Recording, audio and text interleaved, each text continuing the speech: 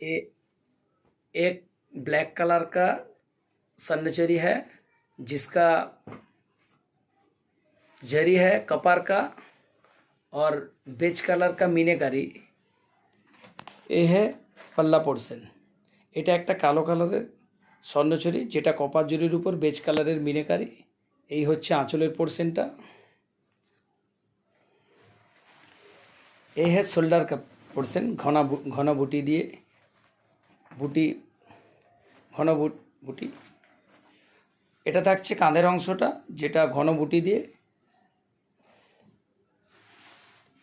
ভেতরের অংশটা अंदर का जो पोर्शन है वो गैपिंग में रहेगा।